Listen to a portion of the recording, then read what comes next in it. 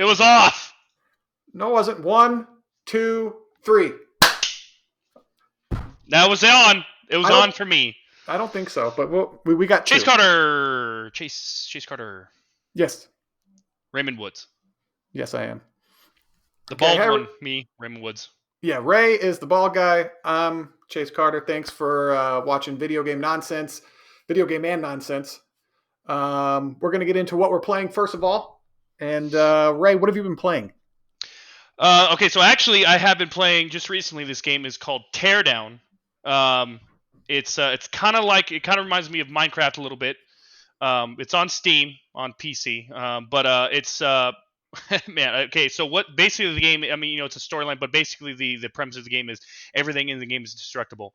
But the physics of the game is probably the best physics, at least I've ever seen. And it's really really cool because it has a little campaign, but then it has a sandbox mode where you can just go and just destroy anything. Is it create and destroy, or there is a creative mode, but I've tried it and it's pretty complicated. You have to there are people who have mods and that you can download and stuff like that, but I mean the fire, like they have fire in the game, and you have a fire extinguisher, and the fire propagation, it's one of the best things we've seen. I literally sit there for hours and just staring, and I'll just catch, because you have a blowtorch, and then I just sit there and just catch a house on fire, and then it's really cool because it shows the physics of it, show how fire can really get out of control, and then how difficult it really can get to try to put it out. Yeah. Does it depend on what those materials are made out of? Like yes. So if it's brick, it won't catch on fire. But then and then the fire extinguisher is actual foam in the game. It's not just and because with fire extinguisher, we know it suffocates the fire, so that's how it puts it out. Yeah. But then they have vehicles in it, of course. And the physics of the vehicles, same thing. I mean, it's incredible. Like I said, you could spend hours just messing around in just messing around on it. And then I follow. Let me get his name. The main creator is Dennis Gustafsson. He's on Twitter. Tuxedo Labs is the developers. But and I was I didn't. It wasn't me who tweeted it out. It was someone else who asked him, "Hey, is there going to be a VR? Because that would just be ridiculous." And he said that. That's a whole different, on a different scale. That's that, right? He's like, no. The game's still in early. He just had a headache thinking about it. He's like, yeah, he's like, Jesus, don't even get me started. The game is still. We just got the game. It came out October 29th. And within, I saw that the game was released on October 29th within, like a day or two.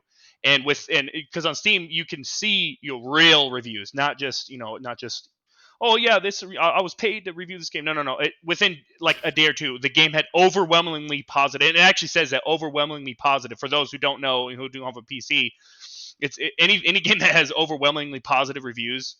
It's and it was immediately, and that was the first initial, because it has initial reviews, and then after a while they have recent reviews. But the game is still in early access, so that just means that the game is just going to grow even more and more, which is amazing. But yeah, I've been playing that. Is it a free-to-play early access thing, or is it? No, it's $20. Okay. But best $20 I've ever spent. Best $20. Best $20. I mean, and then just imagine, what we could do. I mean, with this next Battlefield that's coming out next year, they're got some news about that. Actually, the next Battlefield's definitely. I think they said that they're going to be releasing more information next spring. And then because I wanted to ask you about that, because I still want to put a pin in the destruction game. What was it called? Teardown. Put a pin in Teardown, because there's like a few Minecraft questions, like the campaign, what that's about, and then the survival mode or the creation mode. Yeah. I was thinking about Battlefield. I heard news that they're going to release it in 2021. Did you hear that? Yeah, 2021. News? Yeah, holiday. I'm pretty sure it's holiday 2021. Yeah, probably November. but yeah, I mean, so I mean, with Battlefield, there's a lot of rumors out there, right now. I think I don't know if I shared it with you, but the rumors that I heard probably a year ago. I took a screenshot of. I was like, screenshot immediately. I don't care. Yeah, I know. I know you freak out about Battlefield. Yes, yeah. For those who don't know, if anyone does watch this, I'm huge. I'm Battlefield fan. That's the best. My favorite FPS of all time. Okay, I just the hit detection and the damage output is for me the best out of any first person shooter. I mean, I play Apex, Call of Duty, really any first person shooter you think about, I play it. But I go back to Battlefield and I just see I'm like.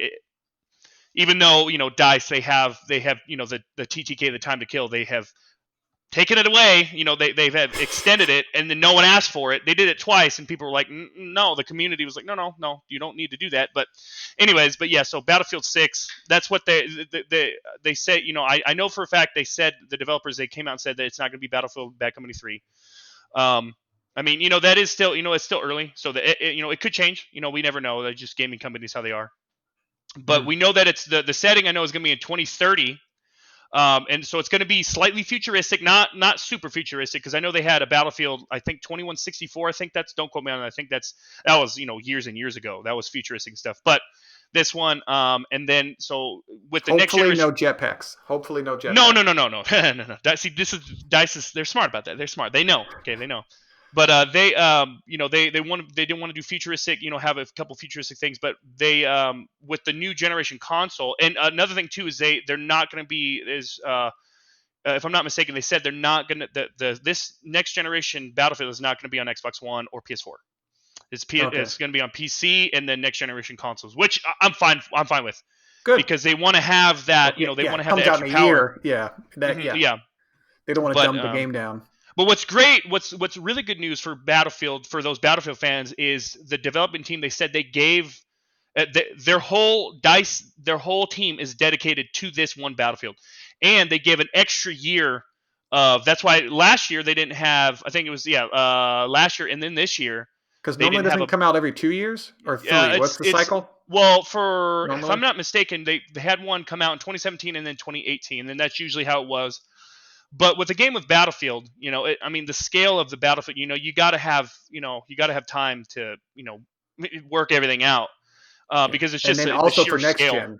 Yeah, for next gen, they're going to run into issues. Of course. Like we don't understand. Like just building a game for the PS4 is probably different than making it for the PS5. Oh no, yeah. But here's the thing. Okay, this right here. When I heard that, I was like, I can't. I don't even. So now on this Battlefield. Or the Battlefield that we have, Battlefield 5, and Battlefield 4, and all the for Xbox One, they with Xbox 360 it was 24 players on each team, and then on PC it was 32 players, and then on Xbox One they were able to bump it up to 32 players on console. Mm-hmm. Now with the next generation console, they're looking to put 120 fucking players in a damn on the next generation console. So on a team or on a map? 60 players on one team. Okay. I was like 100. But that just means the scale of the maps are going to be even bigger, and that to me, I'm like, I can't even, But anyways, so but yeah, and then of course, we have Assassin's Creed coming out tonight, and I just actually bought it. I did that real quick. I had my, so I wanted to download that way I can play it at work tonight. That's probably the best job I've ever heard of. But yeah. So what are you like Battlefield? I wanted to ask you. That's coming out in 2021, barring delays.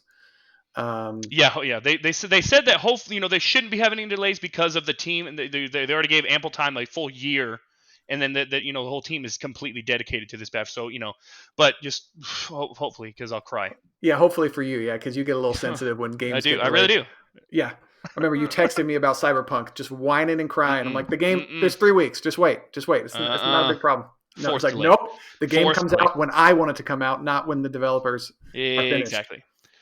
But I want to ask you, what features, or even if you've thought about it, what features in Battlefield would you like to see because I hop in and out of Battlefield. Yeah. I'm not a huge Battlefield fan. I prefer it.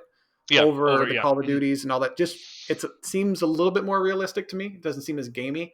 And I like the strategic aspect. Say there's 6 More team based. Yeah. Mm-hmm. Yeah. Say there's 6 objectives all over the map, and 2 teams that you will never run into that are on your team, 2 like sub teams or whatever. What are they called? On the yeah. What are they called in the game? Squads. Squads. Yeah. So they'll have 2 squads going over in a certain area, and then like me, you, and our squad will be taking care of Alpha, Bravo, or Charlie. Yeah. And you'll never run into those people, but they're helping you in that, like you'll never hear from them, and that's what I liked about it. Yeah, that's what I really, really liked about it. But what features, if you've thought of, besides more destruction, obviously, but like what, like because to a point, like if everything's destroyable, then like the map will be flat, like with planes and all that. Yeah, they can bomb the shit out of buildings. So like, what to you are features in the game that you would want to see realistically? So for me, Battlefield 1 had the best physics. Okay, and what I mean by physics is, ragdoll effects. Okay. And not just like, someone, there's an explosion and you just see someone's body just, flip in the air and then that's it. No. Okay. In Battlefield 1, if there was an explosion, like you would see realistic body physics to where, their arms would be flailing and like, they would, I'm telling you, man, there was in Battlefield 1, for me, that was probably my favorite, at least. I mean, Battlefield 5 is very close, but for me, Battlefield 1, there were just so many moments. And that's another thing about Battlefield is it doesn't matter how long the game is out. There's always those moments because of the scale of the game, the destruction. And with Battlefield 1, the physics of it, there is just so many moments where almost feels like a new game, and it's just that constant wow factor. There's always something new, regardless of if it's like week 1 that you're playing it or month 7. And then the physics of it, because in Battlefield 5, I mean, that just for me that stands out the most and then also too. Now talking about a little bit about destruction, not just building destruction in the terrain, but bodily destruction. Like if I shoot someone's head with like a cannon, or if they get if they get a bomb dropped on them, their body just pink mist all over the place. You see what I'm saying? Or if I shoot someone with a 240, I mean those are 7.56 rounds. I think I got that wrong. Anyways, it's been too long. Big rounds. Yeah. Bigger rounds, but more damage. Yeah, exactly. If I'm shooting someone, if I mow someone down, like you just see like maybe like if I hit someone, but precise, not like have it realistic. Like if I hit someone like in their arm a certain amount of times, like their arm, like it falls off basically. Yeah. Are you saying like kind of like I just got done playing? I'm showing Corey, my girlfriend, Gears of War. Yeah, so kind of like that. How something like that. They would fall into pieces, kind of thing. Mm-hmm. But imagine that. Like, but depending, hopefully next gen we could actually, because I've always wanted a first person shooter, because everything comes down to headshots. Yeah. And I'm just like, are we going to play the umpteenth first person shooter where the object is to shoot people in the head? I was like, what if you shoot someone in the arm and they can't reload like quickly or whatever, or they can't reload at all, depending on if you shoot them in the arm 2 or 3 times. And like their life, like you won't die, but like if you get someone obviously in center mass, they'll go down. Yeah. Mm-hmm. They'll go down. If you shoot them in the leg, they'll fall and be limp on the ground. They'll have to crawl, and to cover something like that. that's fun. And what's funny is that you say that now with that, like with Battlefield, because there is a certain fast pace to the Battlefield franchise, and so when you, and I understand when you there's a fine line between something like that and then a military simulation, and they have games like that, like Hell Let Loose. Now I'm spacing the other one, which even more, but Hell Let Loose, it's literally a military simulator. They also have another one called Squads. Okay. That one, it's legit like military simulator. Like it's if you get hit once, you're probably dead. Once or twice, you're dead. Or then Escape from Tarkov, like I was explaining to you. And like you have to, like if you get shot in the leg, you can break a bone or you can have a fracture, and then you'll bleed out if you don't fix it. If you don't repair yourself, if you don't put a splint over or a bandage, you will literally bleed out. And then like if you get shot in the leg or break your leg or something, you can't sprint. You walk, or your character limps. Yeah, maybe they could add, instead of like ultra realism in Battlefield, they could have like the limping until you bandage yourself up. Yeah, you're not allowed to sprint. until you fix it. And then I would say like in the arm, it'll be something like maybe they could try it and see if their community likes it. Yeah, like get shot in the arm, they can't reload their weapon, or they do like a one-handed reload, which takes more time. Like that animation would look cool, and then all the different guns and weapons they'll have to do a unique animation for. And just seeing all that stuff to me as a video, like the new playing games for 20 something years now, basically our entire life. Since we were little. You start to see like trends and like the same thing kind of over and over, and you're just like, you want that to be built upon. You don't want to see the same, it's an open world and you go here, you get a quest, you have an objective. You have like a little objective dot, and then you have to go to. There's just different, like, I don't know, having different things to do in the game, different just variations to it. And I think that goes a long way. And then you have that, I think, hardcore gamers, they appreciate that more. And then you'll have that loyal fan base that love it. They'll tell all their friends. And then the next thing you know, you have a hit on, kind of like Rainbow Six Siege. Like that game, when it came out, it wasn't gangbusters. It wasn't a huge game. And then people started to realize like all the micro damage, you can shoot through those little, shoot through little holes and all that. And then that fan base slowly built up. Yeah, that became a huge. Yeah, that's one of the biggest games right now. Yeah. Yeah, but and you know what's funny too was with Battlefield 5, which a feature that they said was going to be in the game, but they never put. They said it was going to be in the game, and then when the game was released, they said they're going to implement it later, but they never did. Was if you go down, say like a teammate goes down, and you can revive them. One of the features in Battlefield 5 was you could grab your teammate and pull them into cover and then revive them. And when I heard that, I was freaking out. I saw the trailer. Wasn't didn't one of the cinematic trailers? Yeah, I'm pretty sure. Have that in it. Yeah. And that's a lot of people forget about that. A lot of people forget that was going to be in there. I mean, like people like me, the hardcore ones who like definitely pay attention. All the blog posts. Exactly. I have to. That's just me. Like for you, it's funny how you and I were different. You and I understand your point too. You want that excitement. You're like you figure it out, and I'm like that too. But I don't know what it is. When it comes to certain games, I would say you want to know everything. Yeah, exactly. And then other games, I'm like Assassin's Creed Odyssey, I don't really know anything about. I mean, I know a few things, but I don't really know too much about that game. I don't, Watch Dogs Legion, I didn't really know anything about that game. But with Battlefield, this next Battlefield, I will find as much as I can. It does matter. It's like a quest for you. No, yeah, man. I ain't got nothing else better to do, man. I have to. It's just, oh man, it's just. But like you said, like with movies too, you can't watch trailers, and I understand it because there are movies that reveal too much. Damn yeah, you're like, come on. So I get it. I understand that. I don't want to do it. When I watch a trailer, I watch like 10 seconds, maybe 5 to 10 seconds of it, and then I'm just like, okay, I get the overall theme of the movie. It's got an actor in it that I like and respect and can watch, and then I'm like, I'm good. I don't need to watch the next trailer of the Batman movie. I'm gonna go see the next Batman movie. I don't care what it is. I don't care if they put George Clooney in it again and Val Kilmer as Batman. I don't care. I'm gonna go just to see it. Like it's like the Marvel movies. I could give a shit what the trailer looks like, what's going on. I trust them. They've earned my trust over the going back and watching them now with Corey. And seeing a whole bunch of things that I missed.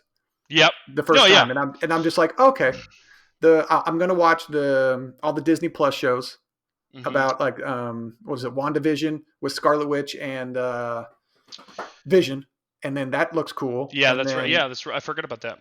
Yeah, there's supposed to be a Loki show.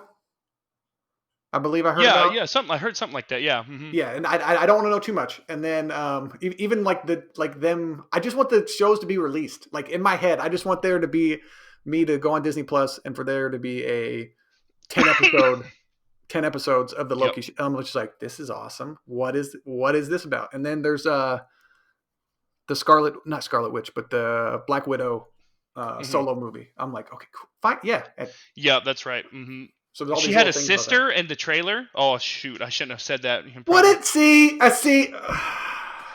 You're the problem. You're the problem. I forgot. She's got a sister, and then she probably dies, and then that's what motivates her to join Shield and be a good person because she's. I don't even know where it takes place. It's got to take place. It's got to take in my head. It's got to take place in her past, obviously. Like before all that. Yeah.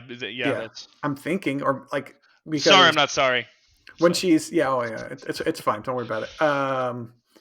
What is it? The red in her ledger that her and Hawkeye talk about, and it has to talk. It has to go about that. That's a theme that they just it's all. Anyways, I'm gonna get too nerdy about the Marvel movies. So we talked about Battlefield.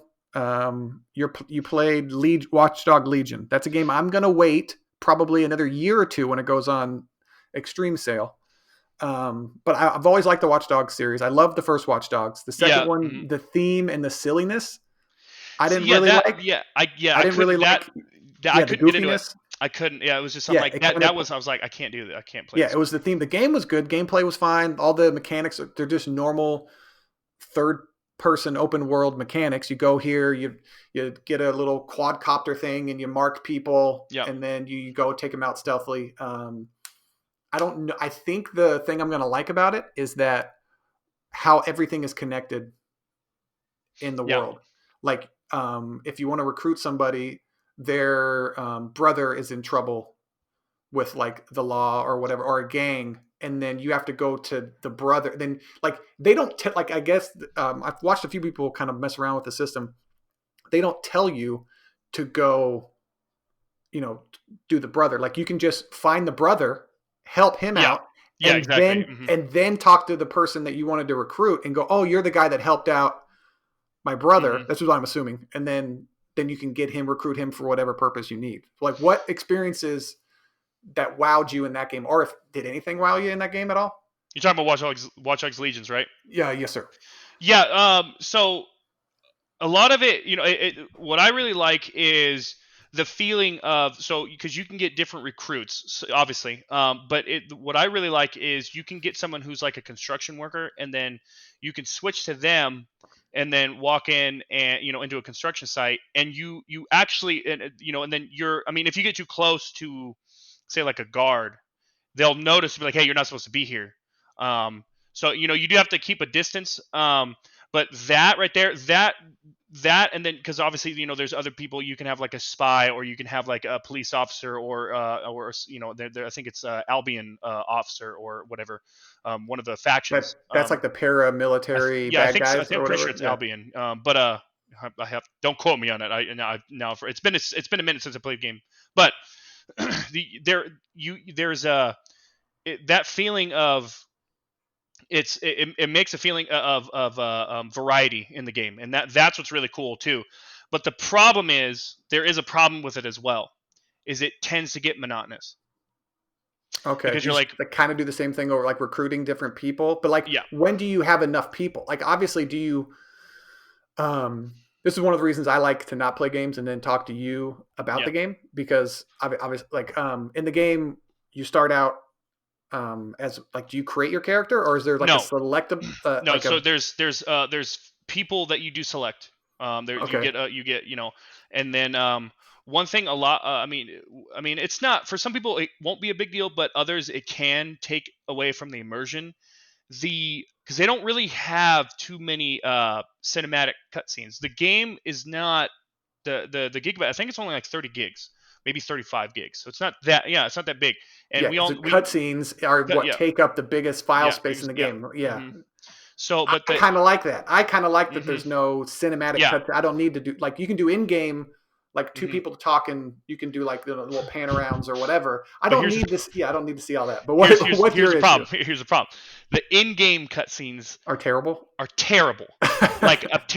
No, I'm dead serious. Like I heard the game looks like garbage. I heard the game does not look like garbage, but that's extreme. No, the thing is the game itself, like the city and the environment, they look good. And but like I said, with the in-game cutscenes, the cinematics. The voices, like they're like when they talk, it looks like PlayStation 1 or 2. Like I'm dead serious. It's bad. And the voice acting is not good. And that's a problem. That's a problem. And a lot of time with these characters, they're easily forgettable. And that's the problem that you have with not having one one protagonist. So you kind of lose the immersion of that, and then with that it kind of becomes a domino effect, and you lose interest in the story altogether, and you're like, I don't really care, and then you become interested in just oh, these cool features, but then when in a game like that, if you're only really interested in the cool features of the game, then it becomes boring.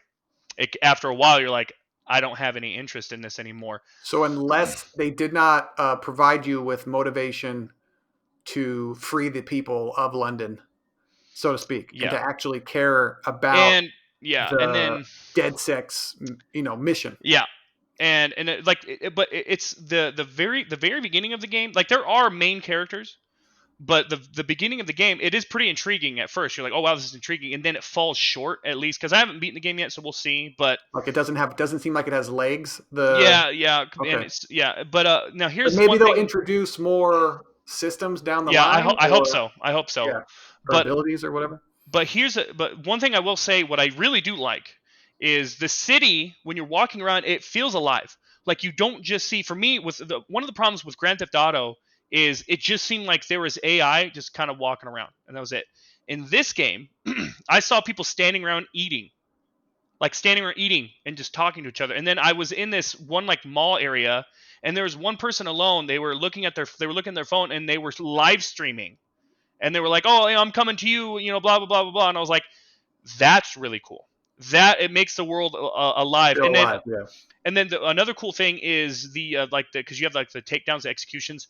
Those can be pretty brutal. Like, those are really cool. You're like, oh god, oh yeah. Jesus I saw one part of a trailer. This guy, like John Wick style, went into some place and he was using like this little kind of like tactical thing, and like he came and it looked like that made me want to play just that. To get a character like that, a spy or a secret agent or whatever, and go in and do that. Now, does everybody have that, or is it just a specific? No, that's another thing too. So when I first started playing, the character that I chose, he was like a badass. Like, he could fist fight, because there's hand-to-hand combat, and that's really cool. But then I recruited this other guy, and so let me back up a little bit. The first character that I chose, when he would do like a takedown, it would be like actual hand-to-hand combat, like he'd punch and do whatever. And then the second character that I got, he didn't do that. He would just grab him and then like get him in a chokehold, and then that was it. He didn't really know too much hand-to-hand combat, which is cool. That right there is cool. See, so there's like cool aspects of not having a protagonist. Yeah. And then you're like, cool aspects of jumping around from person to person. Yeah. Because maybe they thought, well, we did the protagonist in 1 and 2. Let's switch it up to where you can be anybody, and you can have a group. Like, so did you find yourself, like, how many people did you have in your? Honestly, I don't know the limit. I don't know how the limit. I have probably, oh man, let me see. I probably have at least 12 to 14 people already. Okay. And do their abilities like overlap? So like, so there's this one. So there's this. I don't want to spoil. I mean, it's been a while. The game came out on October 29th, so don't say a while, because I'm just getting through Assassin's Creed Odyssey. So after a while, you'll probably forget. Hopefully, you'll forget. But yeah, I'll definitely forget. There are these bare knuckle fights that you can go to, and I went to this one, and there is a guard. There is like this security guard or whatever, or a bouncer, I guess you could say. And I recruited him, and the reason why I recruited him is because since he was a bouncer there, his knockout was faster than any other character that I had. So I recruited him, and then I took him into the fight, and I'm knocking out people left and right, which is a lot easier. So his knockout, like a one-punch knockout, a bit like no, like it's just this. He basically, I guess you could say, he hit harder. He would just hit harder because he hit harder because he was security guard for the bare knuckle fighting, so he knew how to fight. And he knew how to fight. He knew how to. His hand-to-hand combat was better than any other character that had, which I really like. That's really cool because it's based off of the scenario that I'm going into, and I can have a slight advantage. So you can actually look at the scenario around you. Yes. And be like, who's in control of this situation? Who's better Who's better at this? Yeah. So that's really cool. And also what I think is really this is really cool is. I'm hearing more positives than negatives. No, yeah, I know. Yeah, it's definitely there. There are the game does crash kind of a lot. Like, okay, are you playing on PC? No, it's on Xbox. It's on Xbox. You got it on Xbox? Okay.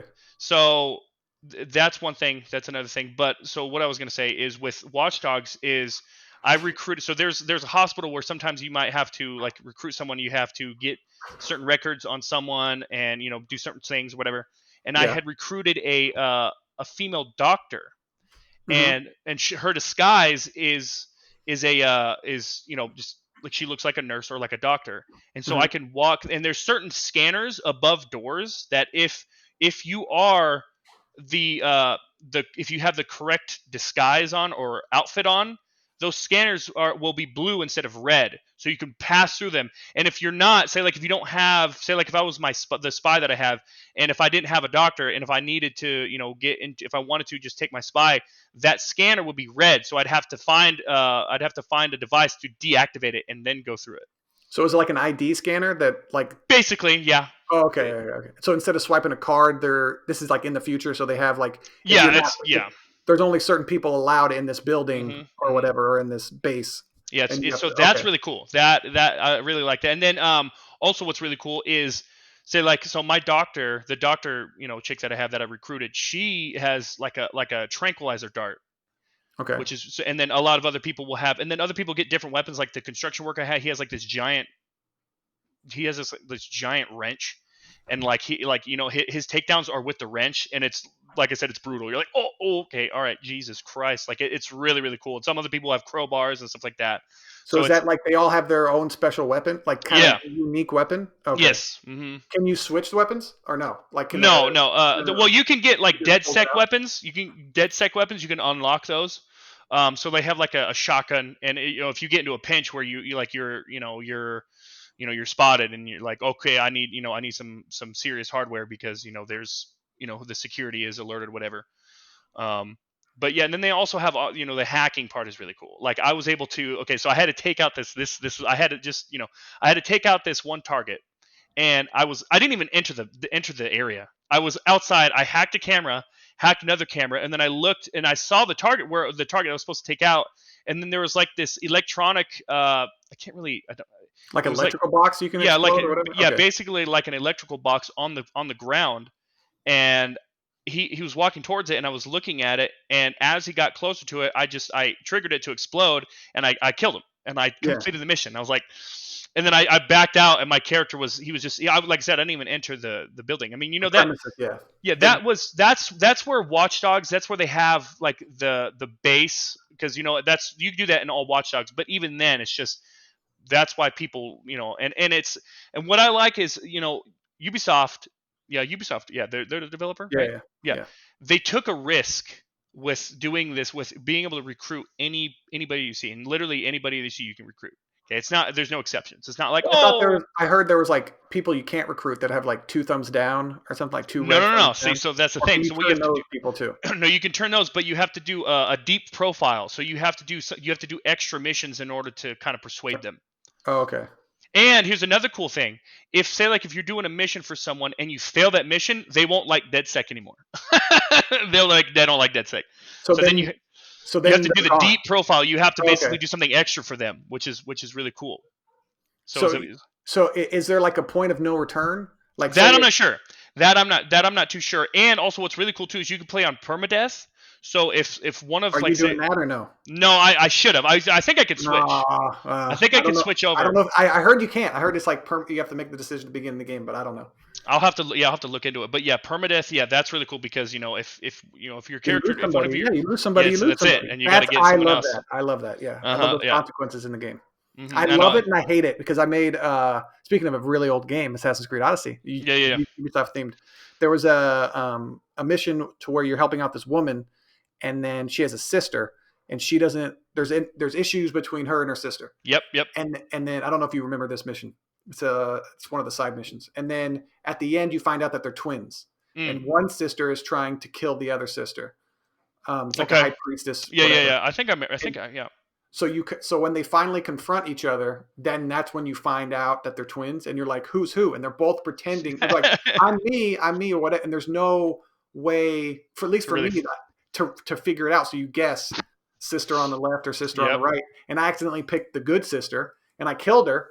And then the other one was like, ha ha ha ha, and then like 2 bigger guards came and tried to kill me or whatever. So then you kill her, and then I don't know what happens There's no after going that. back out. There's no, yeah. Well, yeah. Obviously, I didn't load it back up. That's I don't know, not a sissy thing to do, but kind of a sissy. It thing. is. It's it is. Yeah, it's like in NBA 2K, it's like losing in the fourth quarter, and then you quit the game and then restart the game. It's like no, you lost. You just take the loss and move on. That's how it is in real life. Yeah. Yeah, and then so I wonder. Now is the game so integrated or detailed to where if I do missions in that area, will they know me as like the twin sister slayer or whatever? You know what I mean? Like, I don't know. Will they mention it? Like, oh, that's the person who killed the high priestess. That would be really cool. That would be really cool. So I wonder if that. I haven't played. Like, that's the last thing I did. I killed those two sisters. I was like, shit, how is this going to affect the area? But is it really going to affect the area, or is it just? Am I just gonna? If I killed the bad sister first, the good sister is going to say thank you, and then I never hear from her again, kind of deal. So I don't know exactly what it is. Well, yeah, and then I know what you're talking about. Like, what I really like too. Let's switch over to one of my other favorite RPGs is Shadow of War, the Shadow of Mordor. Okay. Yeah. That's in that system. That system's also kind of in. It's not in detail, but it's in Odyssey. Mercenary thing, but it's not like the highlighted feature of it like it is in Shadow of Mordor. I loved Shadow of Mordor because of all that. Is that what you're about to talk about? All the where they like mention it. Yeah, where they mention the Grave Walker. I'm like, oh, I love it, man. That game, man. I tell you that. Oh, it's those little things. I think it's those little things that game developers. I don't know if they're too close to their and of course, like money, you have to make a game like that hits all the boxes that all the other games do, but then you have to add in, I think, little details or little features that other games don't have. So when you run into an orc, like a boss or whatever, and then like you cut off his arm and his leg, and then you don't actually kill him, but you think you kill him, and then he shows back up with like a metal arm contraption, or he's like an amputee, and he's like, you tried to kill me the first time. I'm back now. This is the greatest game. Yeah, I'm just like, this system is. I don't know how far they can push it, because obviously the computers have limits, and I don't know how the AI talks to one another, like how they know like who's who and how all that stuff works behind the scenes. But if they had stuff like that, it would be unreal, and that's what intrigued me about Watch Dogs is how everything's connected. So you, like, oh, this person has a job from here to here or whatever, and usually walks through here like on their lunch break or something like that, and then you could be there at a certain time, and that NPC will be there. It's not it's not a you go to this person. It's not static. It's not a static system. You go to this person, and then that unlocks this person over here that you can't see right now. That loads in that person over there. No, like these people are all walking around all the time, and that just happens to be where that person has a way to go to work, a way to go home, and then maybe like to a bar or whatever. Has like 3 or 4 locations, and I wonder how difficult that is to build on a grand scale. Is it just like, well, how many civilians can this CPU take, or this computer or this game hold, or whatever? Well, 5,000. Okay. And then everybody has a place to go to work, a place to hang out, a recreational place, but then also you have to break it down into family. So if the person has a family, they're not going to go to a bar every night. They're going to, hang out with their kids or go to a movie. So you have to simulate all of that. And it's not just like, it's not a text you read, goes to the movies. They're actually doing it in the game world. Yeah. And you're just like, okay. And then like, if you think about the next gen, whatever, to have like a Grand Theft Auto or a Watch Dogs where you can track a family and actually what they do, you have to, this guy's a hedge fund, whatever. He's a jerk. You have a choice to kill him, kidnap him, whatever you want to do. And you have like, he can get him before he goes, early in the morning. If he goes for a run, for exercise, you have to actually like kind of like a private investigator. Yeah. Like, stalk him, find out what place not read it in a dossier. Oh, he does this. Well, how did you get that information? You know what I mean? Like, oh yeah.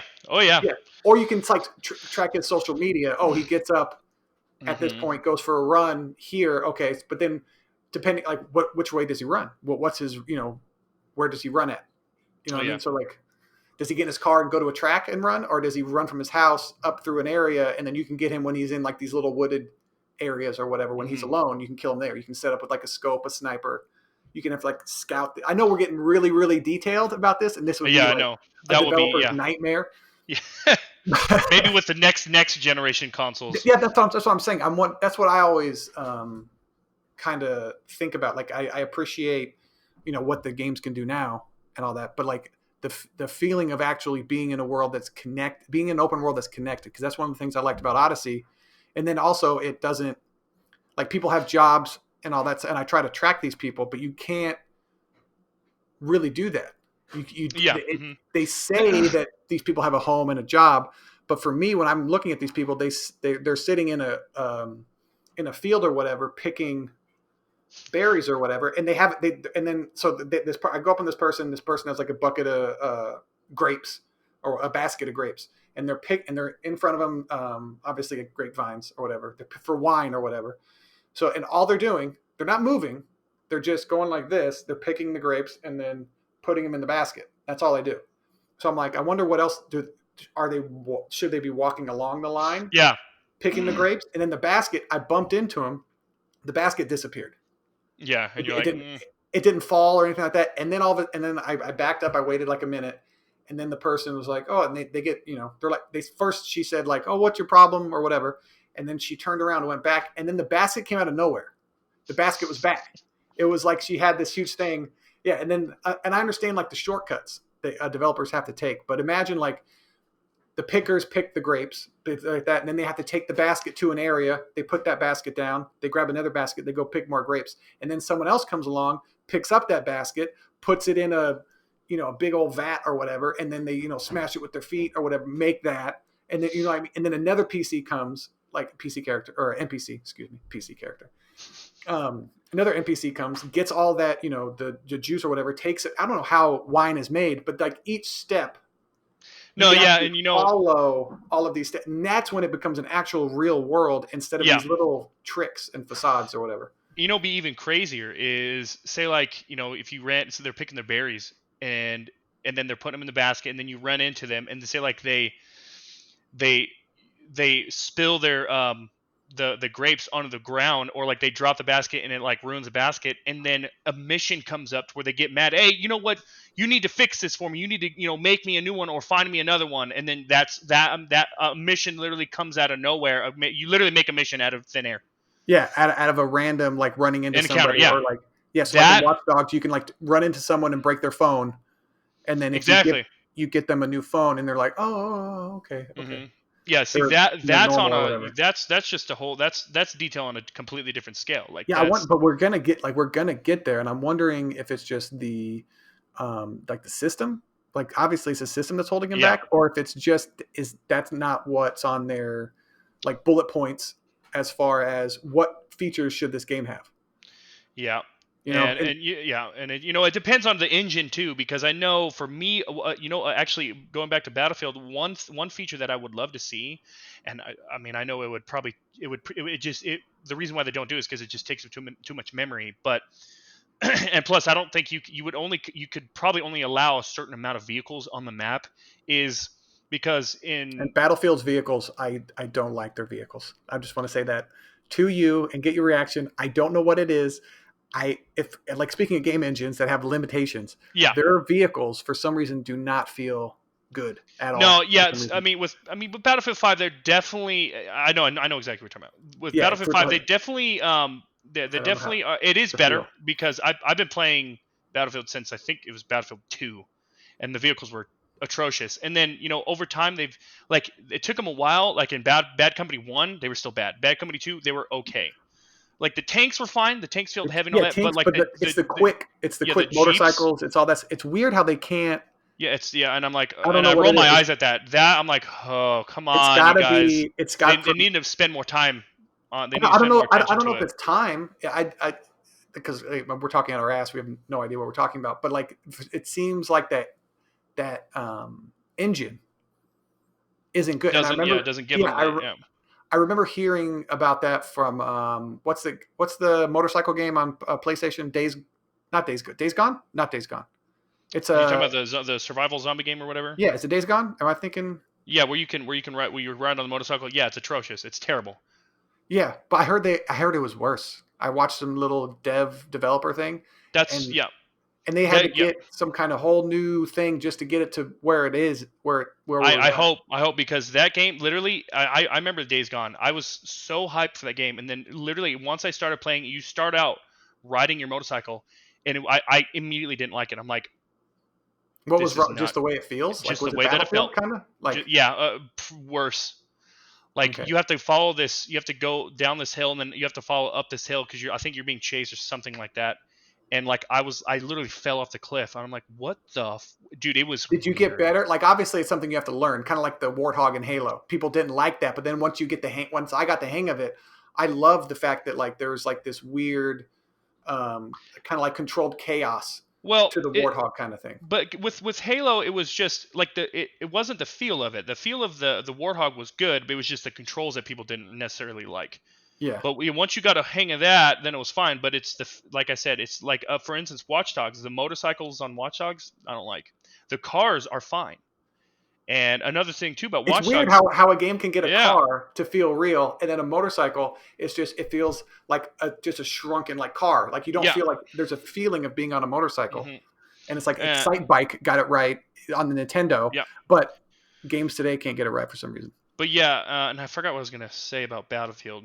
We were talking about destruction, like a limit to memory. You were talking about. Oh yeah. So with because you were asking me what feature I would like to see in the next Battlefield if they could do it, is because when a say like a tank, you destroy a tank, explodes, and the person dies, and that's it, and then that vehicle stays there, but then after a certain amount of time it disappears, and I'm pretty sure they do that to save memory. Yeah. But imagine if that vehicle stayed there and you could use it as cover, and every vehicle was destroyed. But like I said, you couldn't do that if you have vehicles constantly respawning, because then it would just fill up the map, and so you would have to, in order to alleviate a lot of the memory, you would have to only allow, say, like maybe like 10 tanks that in the map. And then and then even that, you would have to, with that, and if you added the bodily destruction to it, the game would have to slow down immensely. Just have arms laying around, and then just pieces of tanks just always that would there. That would be ridiculous. And then like if say like you blew up a building and the debris stayed there, that is on a whole nother scale. Like that now. But I wonder if, like, say for a game, like, because I know they swap out assets. So like when something just gets destroyed, and it's like a high resolution, really detailed looking item or whatever, or piece of environment, and it gets destroyed, it'll like have this black burned, low polygon, low res thing there, because you don't need, a really high detail, because no one's using that. So I wonder if they could do that with like the tanks. So it's like, say if a tank explodes in one area, then it burns, it looks really good, and then 30 seconds later or whatever, before the next tank is spawned, they just swap in a low res asset that's all burned, crumpled up. Something. That's a good idea. And but I mean, just imagine the scale. Like say like there's a huge crater in the ground, and then you go up to, like, you go prone, and you have a sniper, and you go to zoom in, and you just see someone's arm laying there, and it's just there, and you just blood and all that. Like, the scale and the immersion would just be ridiculous. And then there's like a tank that's on fire that's been there the entire game, and then just a building in the distance where you can run and get behind the debris and the cover of it. And that's the thing about the game Teardown, is you can have chunks of buildings fall off and it stays there. It doesn't disappear. And you could do that to the entire map that they have. How big is the map? It's a decent. It's bigger than you expect. Okay. Is it like an endless minefield, Minecraft kind of thing? No, there are borders around it. Okay. There are borders, and that's how I think that's a way that they alleviate it. The memory and stuff like that. But then it's pixelated. It's not like it's not like blocky like Minecraft, but it's still pixelated. It's like pixels. Like it's like little block pixels. You know what I'm saying? So it's little not squares or whatever. Yeah. But they're small enough to where, you still get the illusion of it. And it's still, even then, like, just with the destruction, it doesn't matter. You have that, you're like, I don't care. Like this, it's so cool. Like you have to play it to really experience it. You know what I'm saying? Or you can just even, you yourself, just watch gameplay on it. I saw something. I saw a Google news story about this game that's really destructible. I think I watched like 20 seconds of this video, and it showed a house, and then like part of the wall fell off, and it looked like basically a wall made out of ice cubes, kind of thing, and it just fell over. I was like, that is nuts if they can do all. But that only works for certain materials. So like if it's made out of wood, like how does wood break? Wood shouldn't obviously break like that. Wood see, that's the thing. Break and splinter. What's really cool is if you have brick, like if I remember correctly, if it's a brick house, you can't just hit, because you have a sledgehammer, you can't just break through this, and I think certain parts of the wall you can, but because there are walls that are reinforced, and so you can't, like, you can break through like a certain part of the wall, and then then you can't go any further. But then you have a shotgun to where you can just blow through it. Now, here's the thing. Now, at certain distances, and this is they thought of this. The developers, they thought of this. At certain distances, so if you're a lot closer to the wall, you can blow a full-on hole through it. But as you get further away, it's less. Yeah, the kinetic energy of the round or whatever obviously dissipates. Yeah, which down. Is so that right there is really cool. But so that's. So what's the point of it? What's the what is the actual game besides? Is it like a destruction tech demo? Well, no, it's like I said, there's a campaign. It's just so there's like so you have like this area that basically is kind of your home, and then you have like a TV, and then you have a PC, and you get emails from from different people that give you jobs, like, hey, and then there's like a small little story that you follow, and then you just like there's like are you a demolition expert like in the game? Kind of, hey, or then there's like this house destroyed. We're trying to level out this land. Could you go to that. And then there's also, but like it's funny too, because you also there like you delve into like kind of illegal activity. Like you'll steal, like there's like someone, for instance, there's this rich guy who has a bunch of these cars, and then you have to steal like 3 of his cars and then drive them in the water. And then like when you there's like this security system, and there's like a security box on the wall or wherever, and then it has a wire attached to the car, and so when you break that, then you have 60 seconds to do 3 cars. And so the reason why they do that is so you get it to where like you can literally create your own paths, because you get these wooden planks where you can attach it to a wall and then attach it to like a ground, and then you can climb up. So you can do it to where like you can use the destruction to your advantage to make it to accomplish the objective faster. So it's really cool like that. So there's a lot of scenarios where you really have to use your, like, okay, because you can get a top down view, and you can like, okay, I can go here, and then here if I use this, break through this wall, for instance. So I had to recover some tools, and I was on this one level where it's it has like a bridge, and then it has water, and there's boats. And what there's on the map, there's one part where there's a tool, and then a tool here, and then here, and then here. And then there was a bridge, and then I started here, and then there was another one on the dock. And so what I had to do is I went from here to here, and then I crossed the water, and then there's a building. And so what I was doing is there's a building, and then there's a gate. And then I was going around into the gate, around into the front of the building, going up the stairs, and then grabbing the tool. But I wasn't making it in time. So what I did, which is really cool, is there is a crane, and I took the crane, I moved it around to the back of the building, and I used the crane itself, and I pushed it forward, or moved it downwards, and then I drove it into the building, and then I made a hole right where the tool was, and I would just climb up onto the crane, climb up, and then grab that tool, and then I shot a hole in the wall, and then grab the tool, and it saved me like 10 to 15 seconds. So it's like it makes you think. It's like kind of like puzzle, like, okay, how could I do this the fastest? You see what I'm saying? So it's really So and that whole, like, if that can, like, obviously that has like a loyal fan base right now. Oh yeah, imagine all the creative shit that the developers never thought of you can do. Oh, exactly. And then they see those are the funnest games. Exactly. And then, I mean, I've been following this game for at least 2 years, and dude, I can't tell you how many people were so interested. Like, when is this game coming out? Like every time the developer would tweet something out, there'd be at least like 12 people asking the same question: when is it going to be released? When is it going to be released? When is it going to be released? We need this game now. Like, please, like, because that's what people love. They love. And here, another thing too is with Battlefield.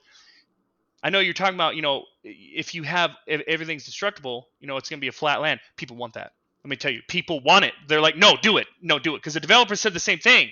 They want to have like the skeleton of the, and people are like, no. We want to be able to destroy that. We want that. Like, who cares? Just do but it. on that level, like a I know. Battlefield, like people. No, it's like there are people who wouldn't live like that. Skyscrapers in the game. You can't have skyscrapers like in Battlefield 4. You can bring down one skyscraper. Like, well, that's another thing too. Is with Battlefield, you can't have these levels like that. Yeah, and what's really cool too is in the rumors that I heard of Battlefield 6 is they're going to have it's going to be Levolution in Battlefield 4. It's going to be the Levolution is on a completely different scale. Instead of one person being able to so I could with Battlefield 4 on can't remember the name of the map now, but it was where you could take the skyscraper down. One person can do it.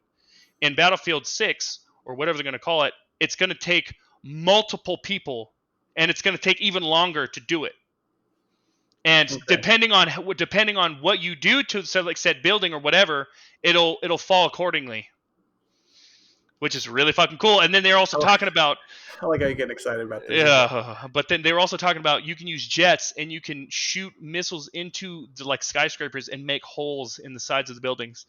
That'd be cool. And I was like, oh my god! Just take chunks off of them, and then if you had a skyscraper that you can actually go up into, like with levels and floors or whatever. Say it's like a 15-story building, but have actual 15 levels of like office buildings. That right there, you could have close quarters combat with that, and then everything in there would be destructible. That could be your close quarters combat. But I just wonder how big, like a map can be like that. Like I wonder if, like, you know how a map in, like those the battle royale games are huge. Yeah. I wonder if you can just make like a smaller city, but then just have skyscrapers. Yeah. Kind of, and so instead of going out horizontally, you kind of go vertically. Yeah, you can have these different battles or whatever. Like you're hiding in these little close quarter things, but then have like obviously an open area if people want to go there. But then you also can go.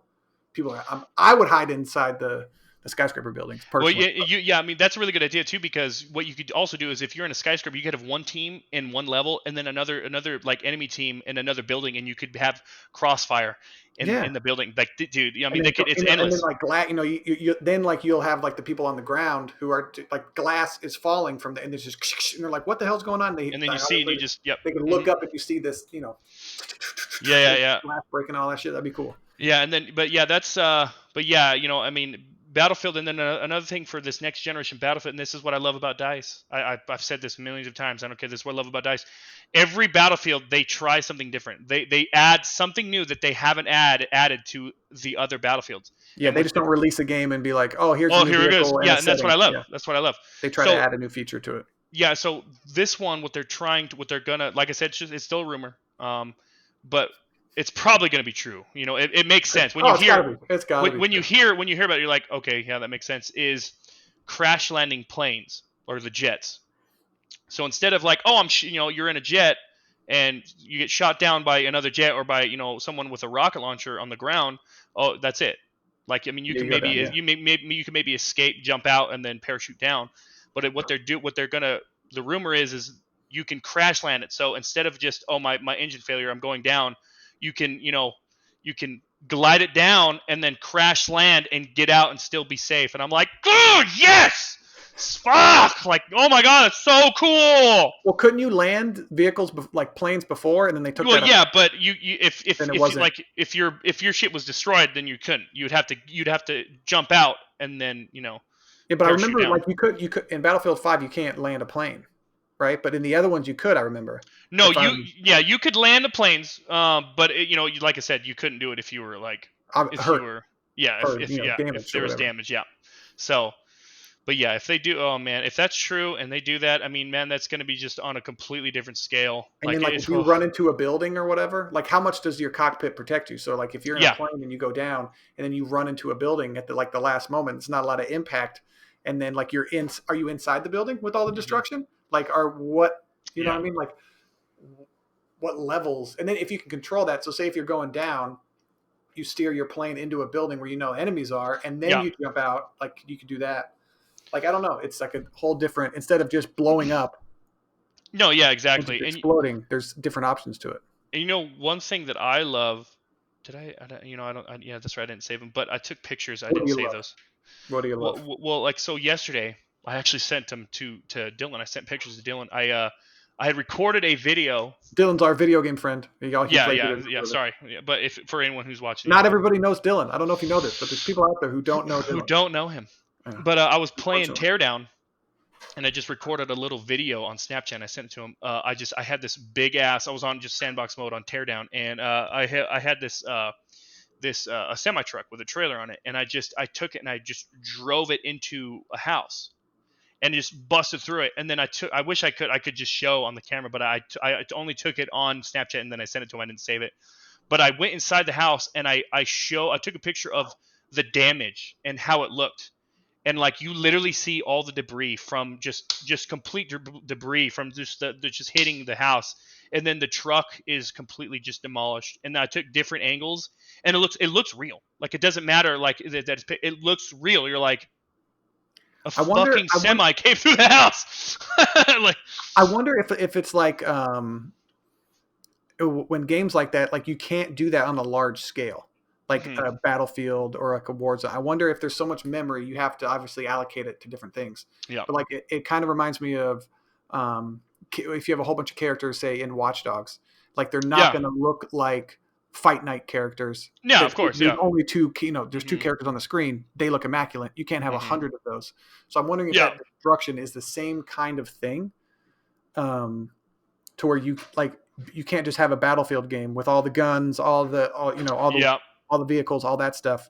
And then on top of that, just put this destruction system. I don't know if that's how it works. I don't think so. Otherwise we would have, I think, like an ultimate destruction game. Oh, maybe that's a design decision.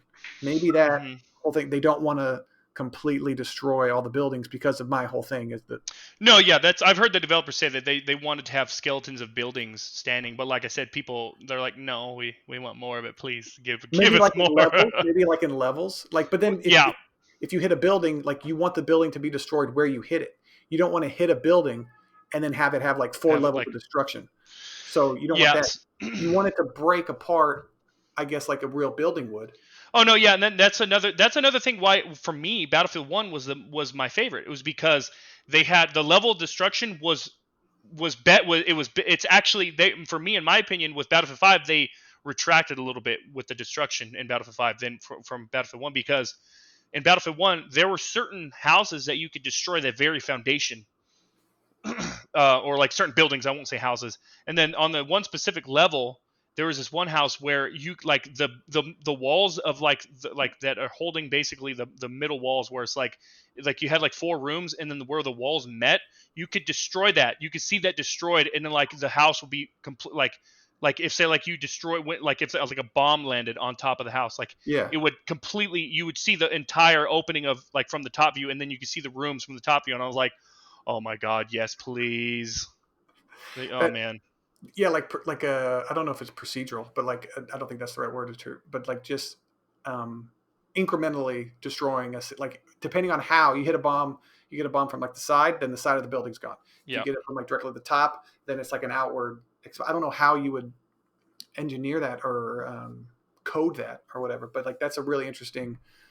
But like, is it a feature that the masses want, or is it a feature that like a small group of Battlefield fans want, and is that worth it for the game developers to go through all of that engineering to figure out how it works?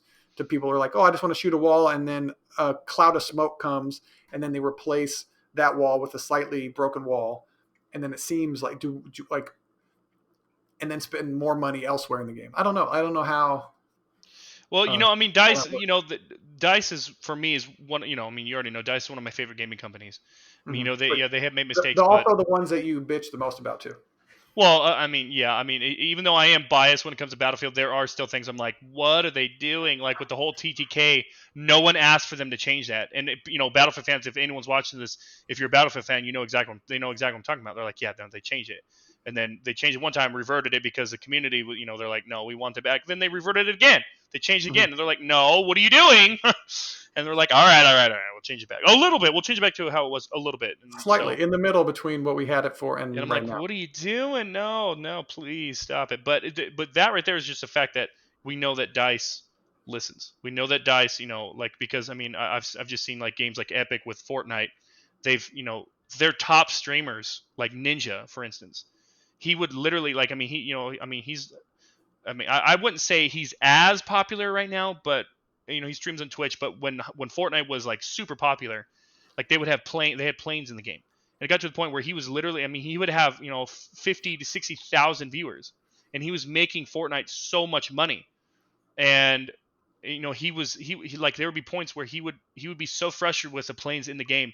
He would look at his camera, take the planes out. He would Epic. If anyone from Epic is watching this, take the planes out, and they just wouldn't. And then their entire community starts complaining like, I don't understand why the planes are stealing. They would wait for like months, and they're like, okay, I guess we're taking them out now. And that to me, I just don't understand that. Like I'm not a developer, but if your community doesn't like something, and your entire community is saying something, take it out, like switch it, like so that's are they allowed? Are they allowed minority?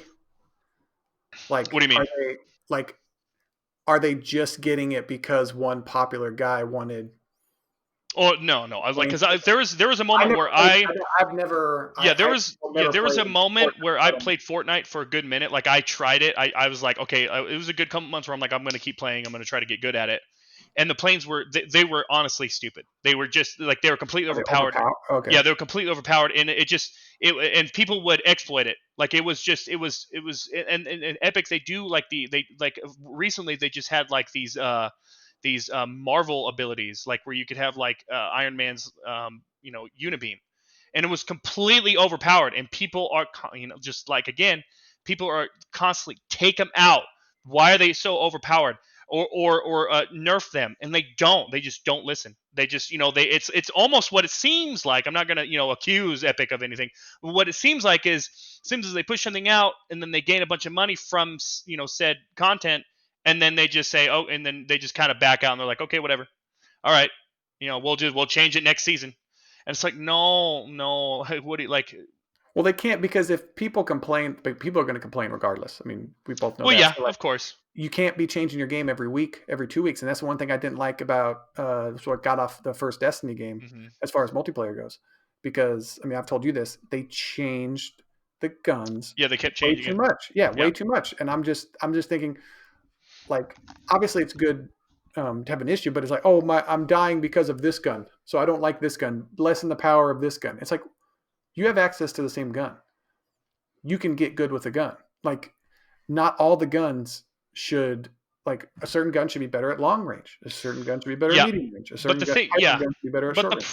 The problem with Destiny is another reason why I stopped playing the game. I mean, for me, little tidbit is the online is worse than Call of Duty. Okay, I just the hit detection especially with the shotguns and even the melee. Like there'd be times when I'll melee someone, I'll literally hear the like the sound effects of it, and nothing happen. I don't cause any damage.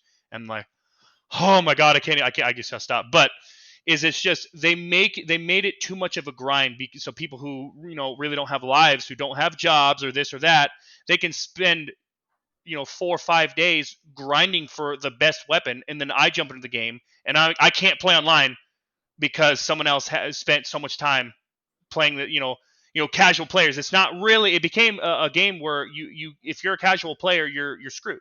You're basically screwed, and that's where I don't like that. Well, I wouldn't say at the beginning, because when I played Destiny, I don't think I was a hardcore Destiny player. I didn't play it like crazy, but I would say I played it more than the average person did, and it wasn't hard to get those rare. Well, that's because that's Destiny 1, but Destiny 2 they made it harder. Unless they made it harder. Okay. I mean, I don't know. Like you do a raid a few times, and you get a gun that you like, and then. But that's what I'm saying. No, see, that's what I'm saying. The raids, because you don't get the gun that you want, and the raids, they take. It's not like, oh, the raids they take 4 or 5 hours. No.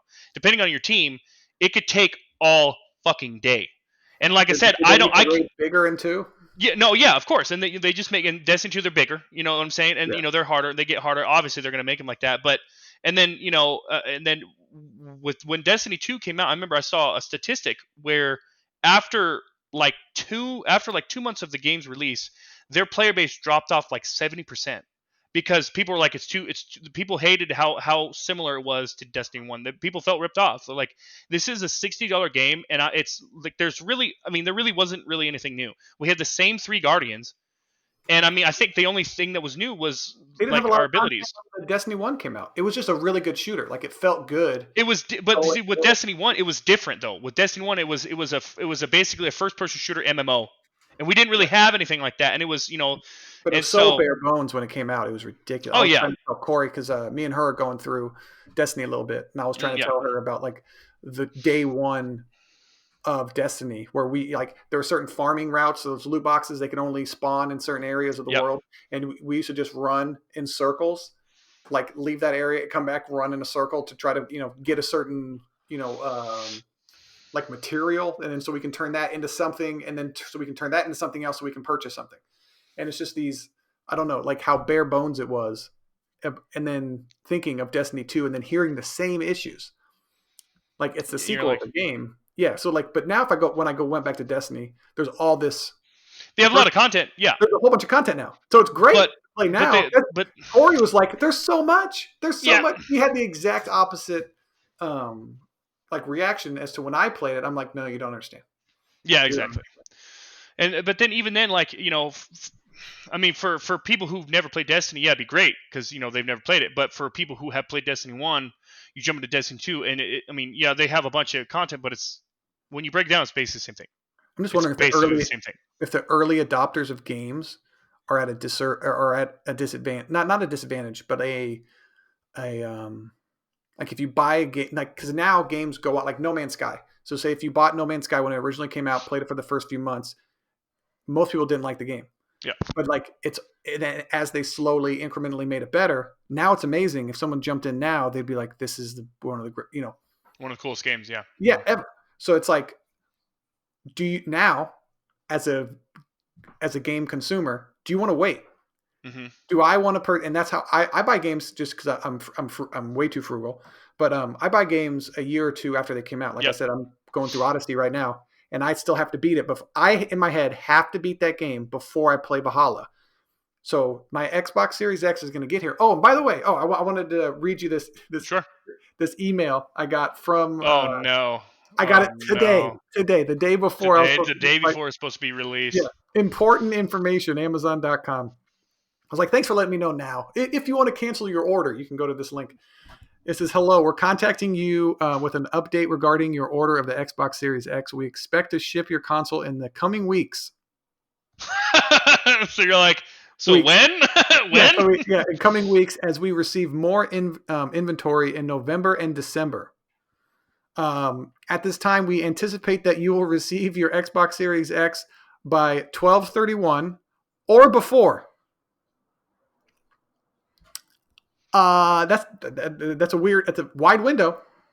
See that I should, you know what? I should have told you, but like, do not get it on Amazon. I should have told you that. I should have told you. That's the only place. Dude, I had Walmart open. I had Target open. I had all these things. Amazon was the only one that would let me pre-order it on that day, and I haven't looked since. So it says we are making every effort to get you as soon as possible. Yeah, every effort to get it to you as soon as possible, and apologize for any inconvenience. You will receive email notification when your order has shipped. No, it's like if you want to cancel this, go to this, whatever. I'm like, if I cancel it, I might not get one, and I don't know how. So I'm gonna. It could be a month before you actually. I'm gonna have to go to a store or multiple stores to see if I can get it. Then if I get one at a store, I'm gonna have to cancel it. Yeah. Yeah. But it's just like you tell me this the day before. It should. This whole time, I thought my pre-order could be coming on launch day. And then, but what's interesting is on the Amazon app, it showed me Valhalla shipped, and it shipped a week ago. So it took a week for it to get here, or whatever. So then, but the Series X console didn't have it. It just said order received.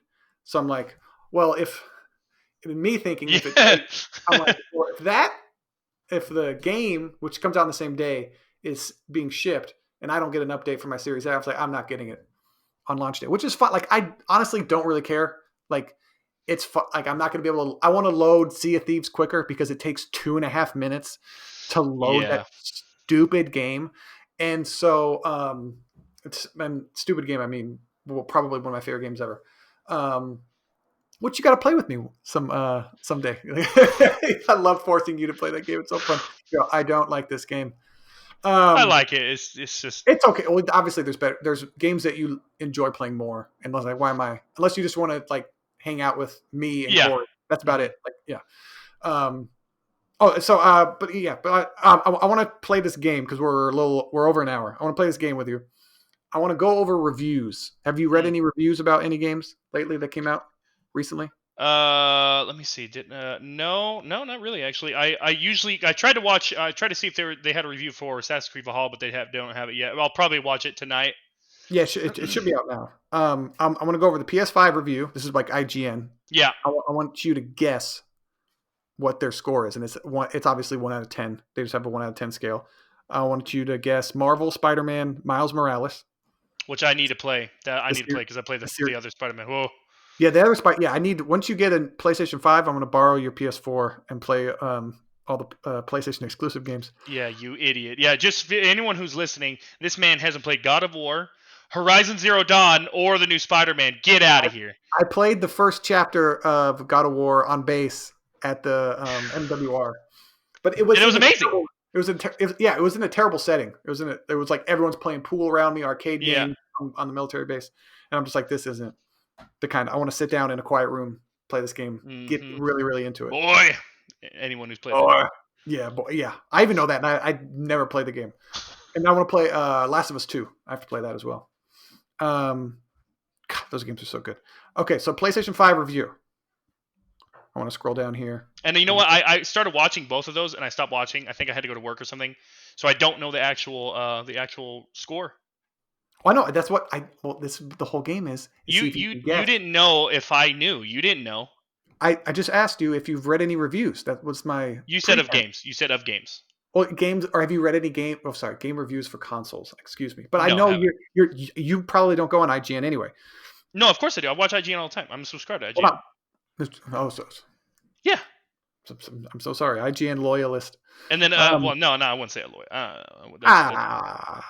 Alana Pierce, she's good. Well, she's not on IGN anymore. No, I know. I'm just as a YouTuber reviewer or whatever. Did she start out? I think she started out. Yeah, IGN. She's an IGN ex-employee. Yeah, the guy I like from IGN is Colin Moriarty. He's the guy. He's the only one that I follow from them. I used to follow like Greg Miller, and then like Kind of Funny. I don't know if you've seen Kind of Funny, the Kind of Funny games. If you've heard about them at all. I don't think so. No, okay. Like they were a small, video game personality people, and then I guess like Kind of Funny grew or whatever, and then Colin Moriarty and them split. They had issues or whatever. And so it's interesting. Like, do you want like a bigger following or like a smaller following? Kind of like a loyal, smaller, kind of like video games in general. Like you want that small loyal base to help propel, I don't know, the thing forward. But Colin's the only one I follow after that. But anyways, besides the point. So 1 out of 10, what do you think IGN gave the PlayStation 5 system as a whole? I'm going to say a 9 out of 10.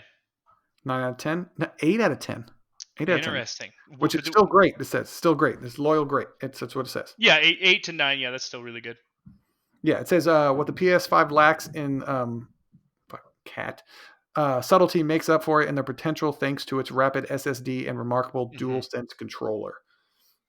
And that's the thing I want to see about that controller. I want to see. It looks. I love how it looks. I love the way that it looks. Great. It looks great. And then like I heard the resistance on the triggers, like it won't let you. There's like when you pull a bowstring, but like the developers have to program that into the game. And will they do that? Like, will it be an issue?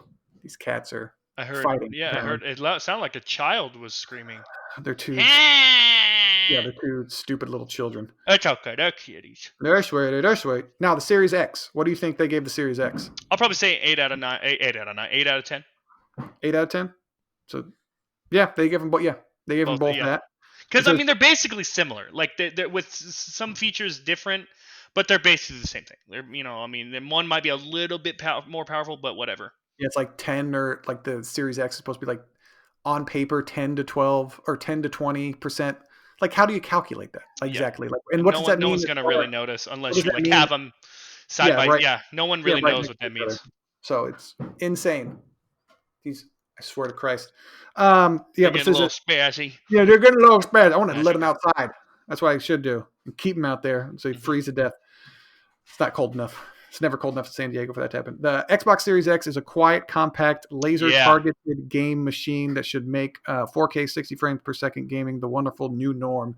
But it currently lacks must-play games, obviously. But I think it's going to lack must-play games anyway because you don't have to have an Xbox to play their games anymore. PC. Yeah, and that's what I mentioned. Like, since the PlayStation 2 have only had Xboxes. That's like the system. Besides Xbox One, it took me 2 years, but that system was so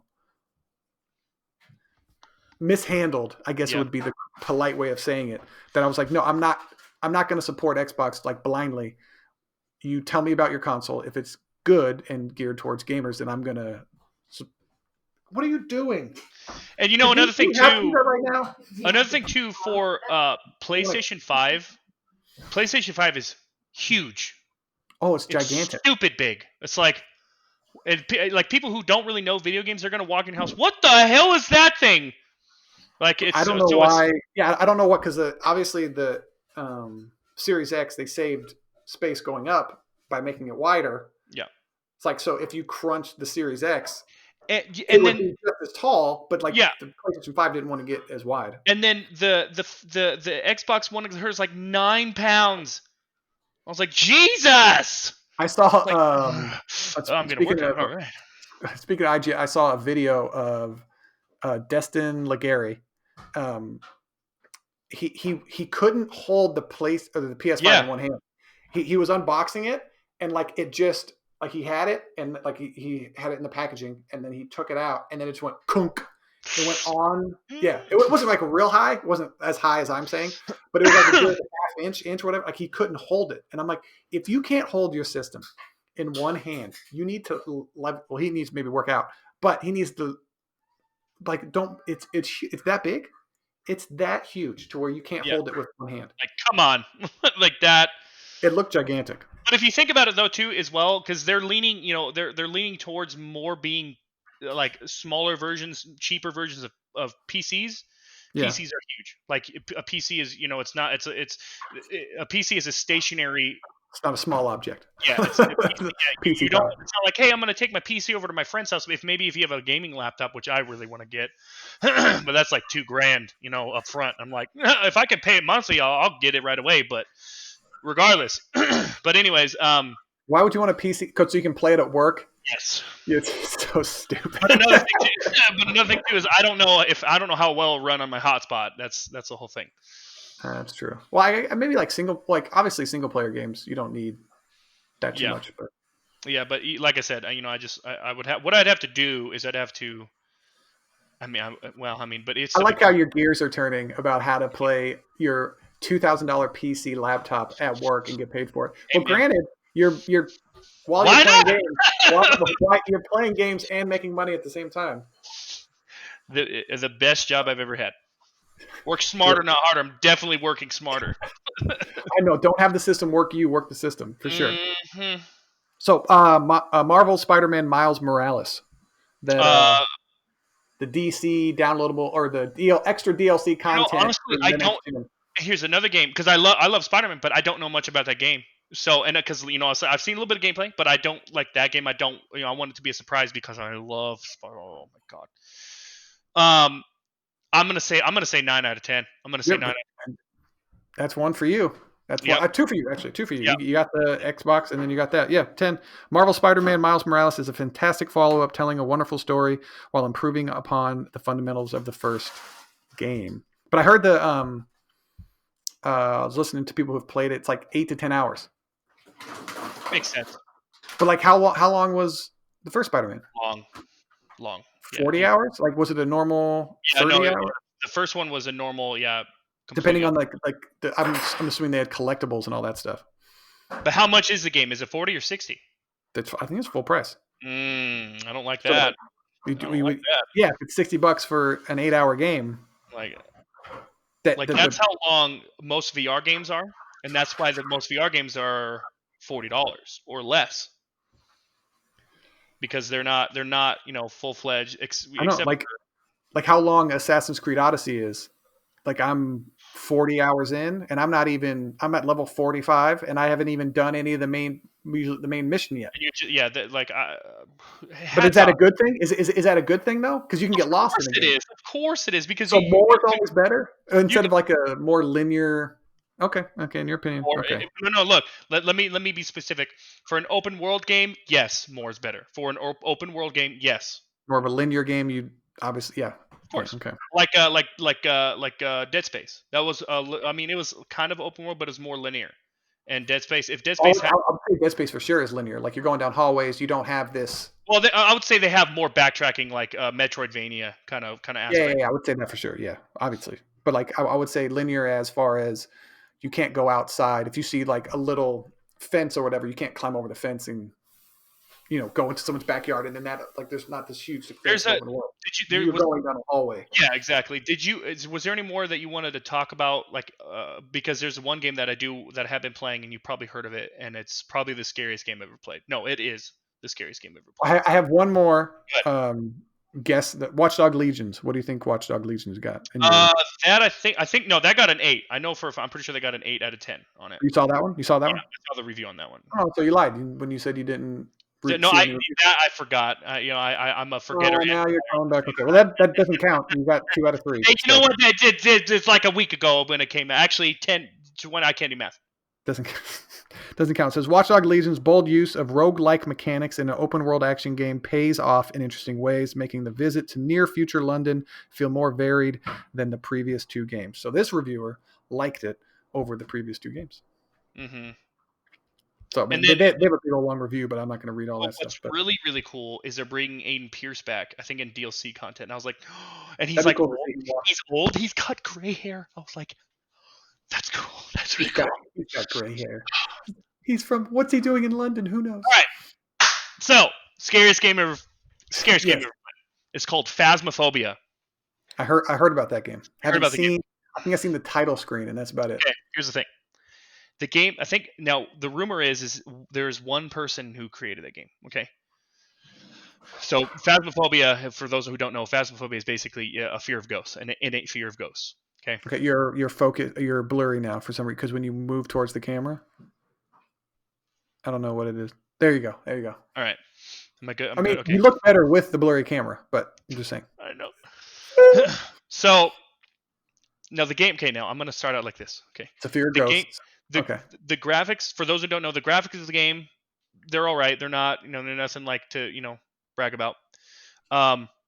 The movement in the game, you're pretty slow. You have a sprint, you hold shift. It's only PC. It's on Steam. But you move very slow. I'll never play it. No. Just listen. Okay. And then if you're playing with someone else, like if they're holding a flashlight in their hand, you'll look and like the flashlight will be like clipping into their hand and their arm. Okay. It doesn't matter. Okay. It doesn't matter. The concept of the game is amazing. The game itself, like the gameplay, like there are some problems in there because they've added a few things, and so with we all know that updating a game with new content can cause more problems. So right now the game is the game has been crashing a lot. There's some glitches in the game that they really need to fix. Whatever. Is it early access or no? No, it's early access. So just like every PC game now in the world is early access. In my opinion, that's smart. That's smart because you pay a little bit of price, and then as the game progressively, you don't pay full price for the game, $15-$20. I got Phasmophobia for like $14. Okay, but what's there? Okay, listen. Like I said, it's the scariest game I've ever played. Okay, and for me, the scariest game before I played Phasmophobia was Dead Space. That was by far the scariest game I've ever played. Okay, but Phasmophobia, it's just okay. So you go into these houses, and as you walk into, sorry, let me back up. You're in a lobby, and you start out, and you pick a mission. Like there's there's a house on this street or whatever. And then you have your team and you go, and then you start out, you spawn inside this truck, and then you have your gear, you pay, you can buy your gear and you get money from, completing, all the, certain things, and you have the certain objectives. Anyways. Like ghost detector. Yeah. Okay. So So how you start on the van, and then you turn on. There's a board, and it has optional objectives.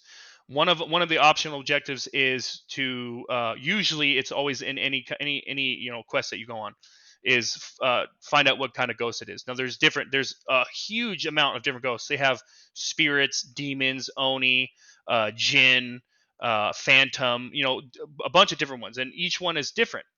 And so you have like a journal, and so when you go there's different evidence that are specific to certain ghosts. And so one of them is you have like freezing temperatures, and then another one is like EMF level 5, right? Okay. And then some other is so that's like, how you as a character detect them? Determine so like what kind of ghost, or whatever. Okay. Freezing temperatures. You put that in. So you have in your journal you have three evidence pieces, and then you can you choose what ghost it is, or it won't choose it. It just you hit the arrow key and it goes to exactly. You what like detect it. It's like this ghost is yeah. cold room or whatever, and then all this other stuff. Mm-hmm. And then it's light flicker or something. Yeah, and then there's another with like ghost writing. You have a little book, and sometimes okay, so this, and then there's like spirit box where like it'll detect like what it's what it says. But here's the thing: so you go into once you walk into the house, I'm not kidding. Immediately you walk into the house and you hear like this, and it's like it puts you into that. Okay, this is haunted. Like it puts you into that mode, like you're in a haunted house. You're like, okay, this is gonna be it's weird. Like some scary shit's gonna happen before right when you enter the house. You're like, dude, this is okay. So you walk in, and then there's like little things will happen. So and then like here's what's really cool. The game. And this is VR you're playing. No, the game was made for VR, but you can also play it out of VR. Okay. Have you done both? Yes, I will get into that. So, so as you start, in the game, whatever you say, there are certain trigger words or trigger phases that you say in real life, and then it'll say into the game, and the ghost will react accordingly, which is really cool. So say like if you go in and like you're like with your friends, original Xbox with their headset when you could control. Yeah. But so if you're with your friends and you're like actually like, and look, here's the thing too. A lot of people, they watch the game. You're like, why are people? I'm dead serious. I've seen this multiple times. People like watch the game like this isn't even scary, and then they play the game. They're like, oh my god, they're like terrified. They're terrified. It's hilarious. It's the funniest shit you'll ever see. So like you go in, and then like if you say I'm scared, the ghost will react accordingly. Like the ghost might like go after you a little bit more or whatever, or do things around you. Is this a multiplayer game? Like yes, you can have up to 4 people. Yeah. Okay. So so you go in, and then like I said, there's certain phrases that you can say, and then if you want to say like if you're having trouble getting activity, you can say the ghost's name and it'll anger the ghost. But so like there's different things, like you'll see pictures like get knocked down, lights will turn on, or you'll hear like you'll hear doors open, you'll hear creaking. Okay. So this game's got to be insane in VR. Oh, you have no idea. Okay. I think that because I usually don't get scared in video games. Like I can make myself kind of get into a mode, but if I'm not surrounded by something. No. This game, I promise you will get scared in this game. I'm telling you right now. Not on a screen. It'll maybe jump scare me. Like if that's getting scared. Like I'm not gonna get scared, but I might have a jump scare. They're getting scared. No, I guess I'm not describing what I'm feeling in a certain way. Like it's not going to be like I'm not going in that house. I don't want to go in that house. Like just trust. It's not going to be like just trust in me. Okay, trust in me. Like I said, I've seen multiple people play this game, and multiple like come on, come on, it's a game. Like how am I going to be scared? And they play the game. They're like, oh my god, it's a completely watching it and then playing it is completely different, especially if you have headphones on. See, and then another reason why is because so you can say certain things like give us a sign you're here. And then like you'll see like something move, or it'll like whisper in your ear, like it'll get to your ear and you'll hear like that, or you'll hear and you're like, oh Jesus Christ, like, and then like you'll see like sometimes if you do your job correctly, you'll see shadows of it, and then it'll manifest and you can actually die. The ghost can actually kill you. Like it'll go into attack mode and you'll hear your heartbeat. You go boom, boom, bum bum. And like if you're holding your flashlight will flicker and then the lights will flicker. So what you can do is you can go into like a closet, turn your flashlight off, and then the ghost won't get you. And here's another scary thing too. Here's another fucking scary thing. The ghost won't get you. The way you said that. I know. I know. And then the ghost won't get you. But what's really scary is because the game doesn't necessarily, when you first start, the game doesn't necessarily tell you how to play it. Like you really have to figure it out. Decide it you have to figure it out. Like Subnautica. Oh, okay. No. Just don't get me started on that game, okay? Because I could talk for hours about that game. Okay? I don't know. We're going for an hour. We're going for an hour 30 right now. Okay, don't knock Subnautica. I'm bitch. I'm not knocking. Okay. It's the greatest game I ever played. Well, you swim around in the endless ocean. Oh no, the story, everything about the game is. The shit blows up. Shh. I just like shitting on games you like. Yeah, I know. All right. So fast, but like for instance, me and Dylan, our first time playing the game. Okay, so we guys were in the closet together, I bet. No, so the first time we were in this house, and there was a basement, and I had read a story of the ghost, and it said there was activity in the basement. So I was like, oh, okay. And what's really cool is you can have cameras. You get there's a bunch of different equipment that you can get. So you can have cameras where you can set it in like a certain spot, and then you can stay in the van and watch on the CCTV camera, and you can like spot like ghost orbs. Like, oh, that's a ghost orb. That's evidence, and you can put it in your book. That's kind of cool. Yeah, no, it's really cool. It's really cool. Or then you can get like a mounted camera and you can put it on your head, like the character, and then like you could switch to that camera, and then you could watch what other people are watching in game. It's real. I know that it's really, really cool. That actually sounds like they thought about a lot of different. I know. It's like that's what I'm saying. Like this game has a stupid amount of potential to just become the greatest ghost hunting game of all time. Well, granted, they don't have a lot of competition. There's not a lot of ghost hunting. I know that's why everyone. Dude, this game is so popular. Like it came out and then it just blew up. It was ridiculous. But anyways, so my first experience, and then I'll wrap it up. So my first experience, I went to Dylan was in the truck because Dylan, if he watches this, he doesn't. It's not necessarily like he doesn't like scary movies, but he just it's. I guess you could say he just gets scared easier. I guess you could say, which is fine. But it's funny. It's really funny.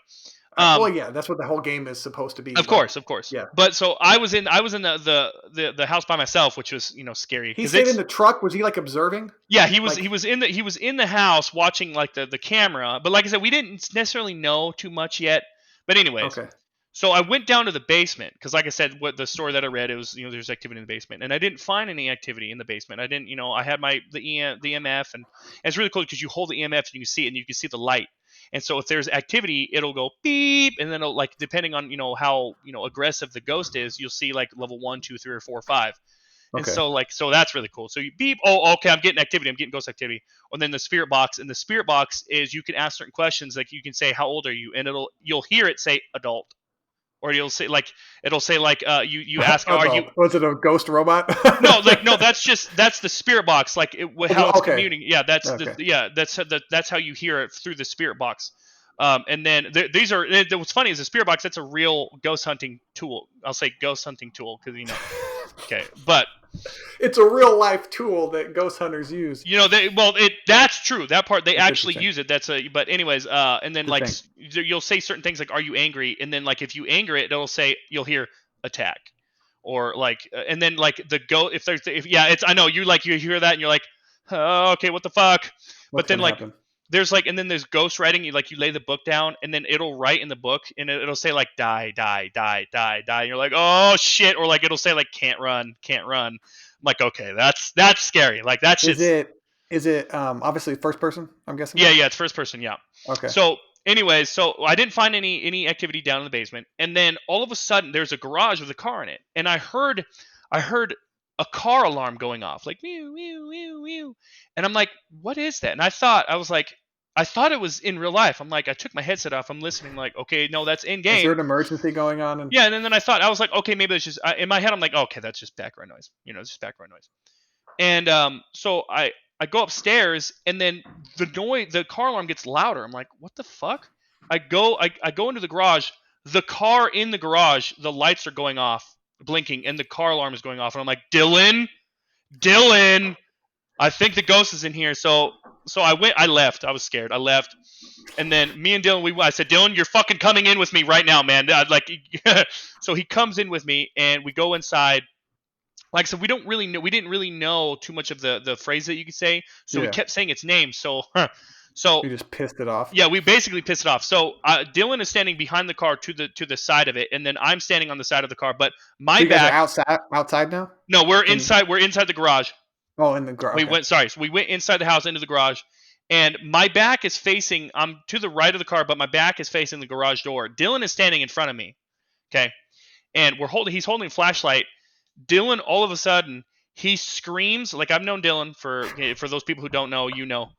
I've known Dylan all my life. I've known him for like 13 years. I have never heard him scream so, like, it was a genuine scare. Like, I'm dead serious. Like, it was like it happened to him in real life. No, literally. But he had seen the ghost behind me, and he started running. And I was like, "What?" I turned and I shine my flashlight, and the shadow of the ghost flashed in front of me and then went away. And it was chasing Dylan. He ended up dying. And I saw that. I screamed, "Oh!" I freaked out. Oh my god, it was insane. It was insane.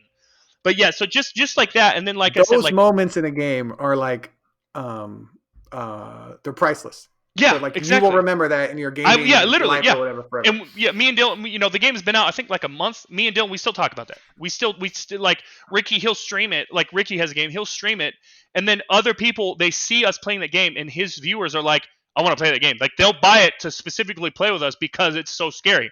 Yeah. And so. But man, I tell you, oh my god! Like I said, that, and then now they're updating it to where like you'll hear the ghost singing and stuff like that, and then also you have your sanity, you have a sanity level. So if you drop to a certain amount, you're more prone to get attacked by the ghost. But I digress because like I said, but that game, man, it's a good game. And then what's the game called? What's it called again? Phasmophobia. Okay, but I'll never play that game unless I go over to your house. I know. Huh? Okay, well, thank you for sharing all those stories. Yes, yeah, that was I think we had a good I think that was a pretty good first little podcast. I think so, and I appreciate anyone who's sat through this, watched it. I appreciate it. I'm Chase Carter. Raymond Woods. Thanks for listening. I appreciate it, and we'll have another one next week. Yep, we'll see you guys in the next one, as they like to say.